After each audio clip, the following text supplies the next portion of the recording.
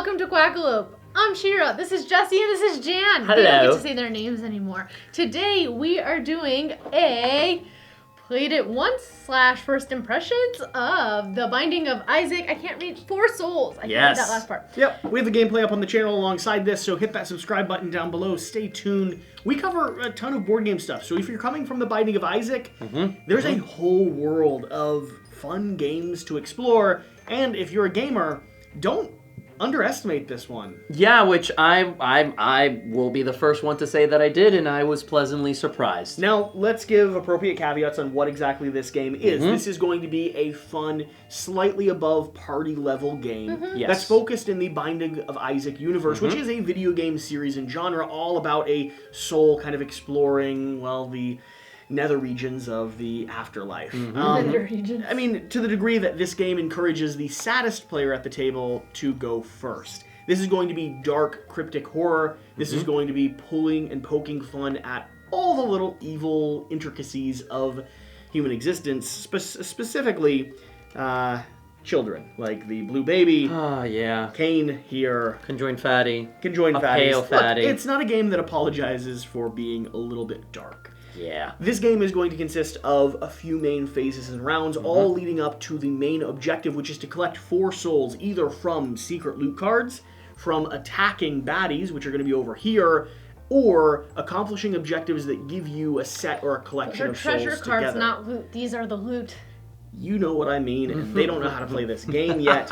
Throughout the course of the game, they might be experts coming to this channel. you're going to be slowly building out your tableau, which is going to increase you from a standard little, well, single-player unit with unique artwork, an asymmetric unit or piece of gear, to someone who can do a lot of things, tapping multiple cards, kind of like you do in Magic the Gathering, in order to trigger a sequence of events that helps you defeat the baddies. There will be dice rolling in this game with the same mix of highs and lows that dice introduce, and some opportunities to mitigate it, like cards that allow you to control placing them as a 1 or a 6. There's also a lot of interplay between the players here.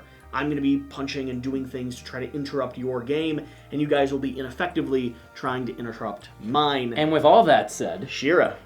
let's get going. Shira, what are your thoughts on the Binding of Issac? My thoughts, I was not expecting it to be as fun as it was. Right? Honestly, it was a light game for this time of day, night. I don't even know what time it is anymore. 2 a.m. right now. Okay. I really enjoyed it for what it was offering. I do like the artwork, surprisingly enough. I really like the soul of Guppy. Yes, Guppy it's adorable. Is super cute. What else? I like the player interaction. That is key for me. Being able to ding players and attack and be vicious is one of the highlights of games. I like how we have not barely gone through the decks. There's a lot of variability. There's a lot And expansions. We went through what? Like an eighth? Less? I mean, nothing. barely anything. Nothing. Oof. And I mean, we went through the loot the most. And there's still a lot. huge chunk. There's a lot of different ways to set up a system so that you can chain cards and really maximize the effects. I think you got lucky with the start. Yes, I think you got lucky. I was surprised with how the different simple asymmetric starting gear cards Yeah. actually changed the way style. we all approach the play style. And while there is dice rolling, I didn't mind the dice rolling. I did. I did seem mind the to dice rolling? always.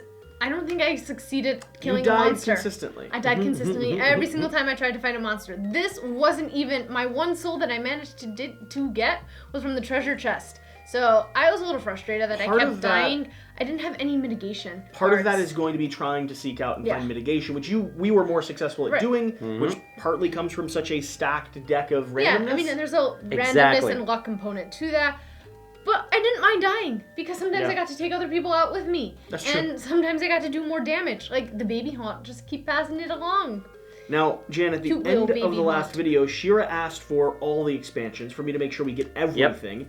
And you said that this is the best of this genre you've played? So Now, what I do you mean would by that? I would put this in the same space as Exploding Kittens. I would put this at the same space as whatever name of that unicorn thing where people are battling together has really cute, shibby little Like unicorns. Hold my assets.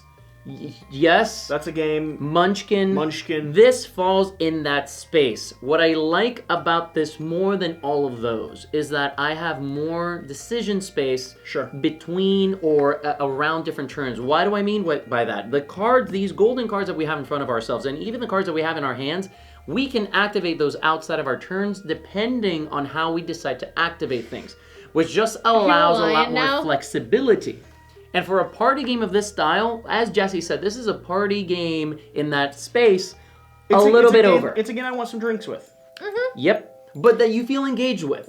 But I don't think a completely novice player could jump right into it and be as I think maybe 2 games in. It's as happy as we because were. When you're triggering different types of cards, there's actually a degree of strategy once you have a tableau built out. Yep. I'm holding my card to trigger it on your turn to be mean to you. I'm holding something to make sure I can get the baddie. I'm trading cards around. Like, you're actually controlling for way more than a lot of those other games. Exploding Kittens has a little bit of back and forth, but it's kind of Uno on the table. Munchkin is fun, but that's sort of where it ends. There's no strategic control. There's no increased depth. There's more randomness than this will ever have. But it can be fun. Yeah, of course. But this can be controlled. Oh yeah, slightly directed. Like you get to it's a speeding cart going down a hill filled with babies, and you at least get to decide what it's going to crash into. I like that. That should be the tagline. A cart full of babies. Speeding babies down a hill, crashing. Well, it's better when you both say it after me. Okay, so with all that said, I still think there are important caveats that we have to mention on this. First of all, this is a very mean game with a lot of player interaction, right? So that's just something that you have to know. That's a positive. That's not a negative. Depends on who's playing. Yeah, why are you still listing positive things? Depending on who's playing, that could be a big thing, right? A lot of people don't like people interfering with their stuff.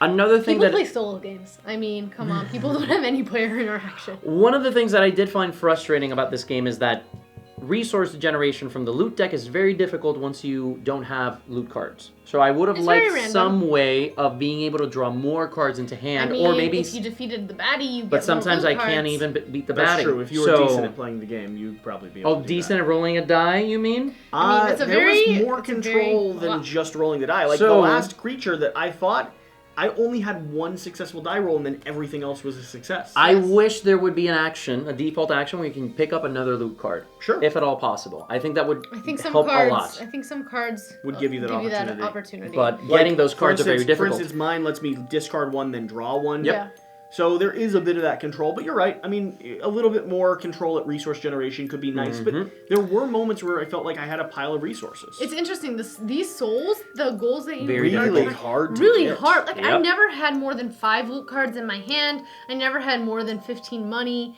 And I mean, you got to get through this whole deck to really find guppies. But if you saved for them specifically, like I definitely had enough to buy 2 treasure at once. Sure. So I was close to that 25. You were. And hunting for guppies, it seems like there's some cards that let you trigger that. So it's sort of a puzzle to see. If it comes out, you take advantage of it. If it doesn't, you just don't worry about it at all. The other element that I would mention about this, in terms of things people should think about, is because it's a party game, it's lighthearted. I do think there could be potential for runaway leader. Once a person is collecting the perfect amount of cards, they have everything they need, they draw the perfect loot card at the beginning, it'll be difficult to catch up. The hope is in those situations, that person cleans through the deck, wins in 2 or 3 turns, and then you just play again. You're back at playing from ground zero again. I don't mind that as long as the game resolves quickly. Not guaranteeing that it will, and because there's more strategic control and more player interaction here, it might drag on slightly longer than you prefer. Speaking of, this also, I do think exactly what you said, that this has a little bit of the Munchkin effect. If you have never played Munchkin, Munchkin is very popular because almost at the end of the game, people are playing cards to not let the person that's going to win the game. Yeah. And it delays and delays and delays constantly. And Munchkin, which is a very lighthearted game, can become eternal. This does not become eternal, but sometimes it can overstay its welcome. Everyone's trying to stop that one person. And that's another thing that you need to keep in mind. Any caveats you have in mind, Shira? Things that you didn't quite sell on this game? Keeping it in the sense of its genre. Of course. Keeping it in the sense of this, yeah. The dice roll was the hardest part for me because I didn't really have a lot of mitigation. Other than that, I'm surprised, but I kind of liked it. I liked the asymmetry among the starting players, I did think it dragged on a little bit towards the end once we had a runaway leader. I think he had a really great system going, and he was able to capitalize on it. So I think that kind of happened. Yeah, I mean, my thought process would be, I'm not gonna stick it in a ranking against like Terraforming Mars and Blood Rage, but when it comes to a ranking against other games in this scale, in this genre, I think this and then some of the like Endangered Orphan series are gonna be my favorite combination of that dark, uncomfortable humor mixed with some fun gameplay. Genuinely. Yeah, no, so within the genre, what do you guys rank it? That's exactly what I was don't play video games, so this is my first encounter with this artwork and this world. So I've barely played Binding. And I really don't have much to compare it with within the genre. I don't tend to play those games. So my ranking is not as important. What are your rankings? I've played a little bit of Binding of Isaac, and the artwork in this is actually quite nice compared to the base game, right? It's very, very similar. It's a little bit cleaned up. In the actual video game, you got a little bit more pixelated and abstracted. So I like how they kind of evolved the aesthetic and kind of incorporated it into something much more formal. You shouldn't go through the whole deck. That's going to spoil our next play. That's true. There's so many cards, we'll never see those, and you won't remember them. Yes, we will. So ratings in this genre. So we're just rating in this genre. In this genre, because I don't think it's not really fair to compare it to Socrates, to Kemet. Yeah. So in the genre of Munchkin-like games, I would probably put this at like a 4.1 or 4.2. I think would be explain the safe. Scale? It's a 1 to 5 scale. So to give you an idea, I would put Exploding Kittens at a 2, Munchkin at a 1.8. What is the other game I mentioned? Very technical here. What is the other game I mentioned? You mentioned the other version of Hold Your Assets. Yeah. The unicorn one I would put maybe at a straight 2.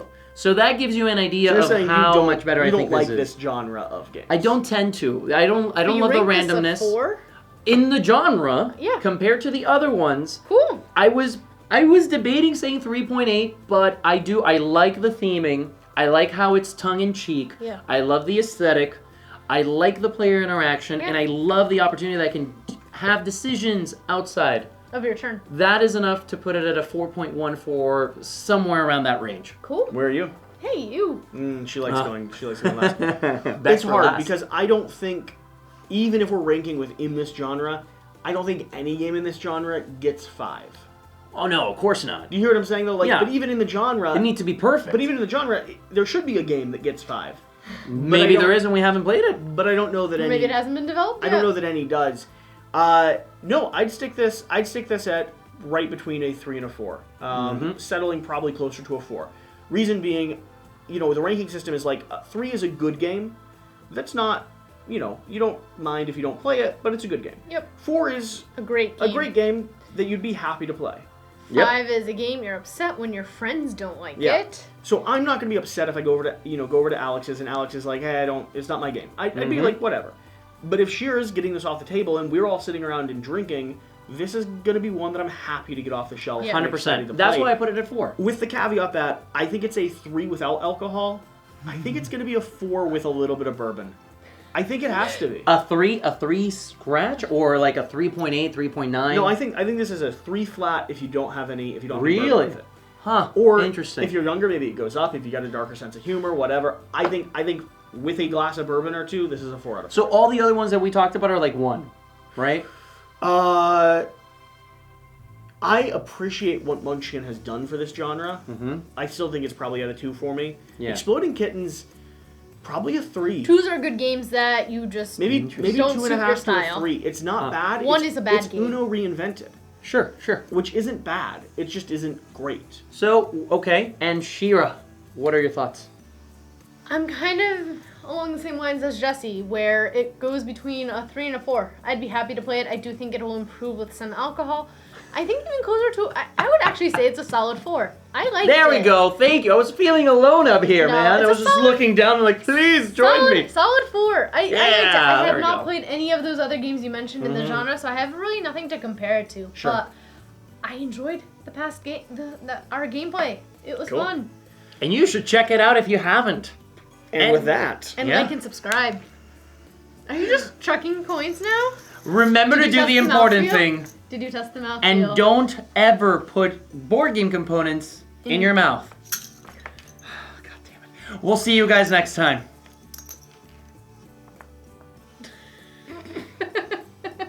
Do you still have one in your mouth? No.